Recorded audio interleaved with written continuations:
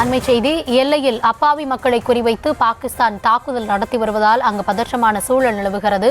பூஞ்ச் பகுதியில் பாகிஸ்தான் ராணுவம் நடத்திய தாக்குதலில் 13 அப்பாவி பொதுமக்கள் பலியாகி இருக்கிறார்கள். பாகிஸ்தான் ராணுவத்தின் தாக்குதலில் 50க்கும் மேற்பட்ட பொதுமக்கள் காயமடைந்திருப்பதாகவும் கூறப்படுகிறது. குடியிருப்பு பகுதிகளை குறிவைத்து பாகிஸ்தான் ராணுவம் தாக்குதல் நடத்தி வருவதால் அங்கு பதற்றமான சூழல் நிலவுகிறது. கூடுதல் விவரங்களுக்காக இணைந்திருக்கிறார் எம்முடைய செய்தியாளர் மதியழகன். மதி, எல்லை பகுதியில் பாகிஸ்தான் அத்துமீறி தாக்குதலில் ஈடுபட்டு வராங்க. இந்திய தரப்புல என்ன மாதிரியான பதிலடி கொடுக்கப்படுகிறது?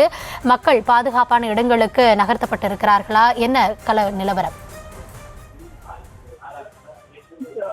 இந்தியாவினுடைய அதிரடி நடவடிக்கையை அடுத்து தற்பொழுது பாகிஸ்தான் இந்திய எல்லைக்குள் இருக்கக்கூடிய அப்பாவி மக்களை குறிவைத்து தாக்குதல் நடத்தி வருகிறது.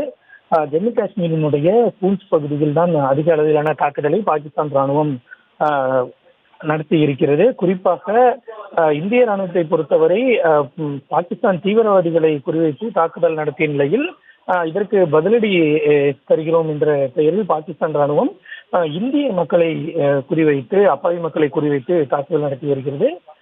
பாகிஸ்தான் ராணுவம் அத்துமீறி நடத்திய தாக்குதலில் இதுவரை 13 பேர் கொல்லப்பட்டு இருப்பதாக தகவல்கள் வெளியாகி இருக்கின்றன.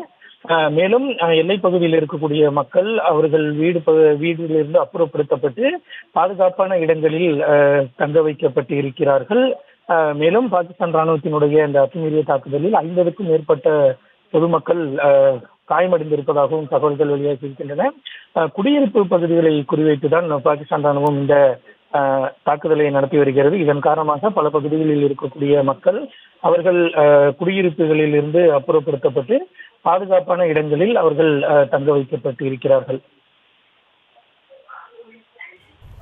விவரங்களுக்கு நன்றி மதியழகன்.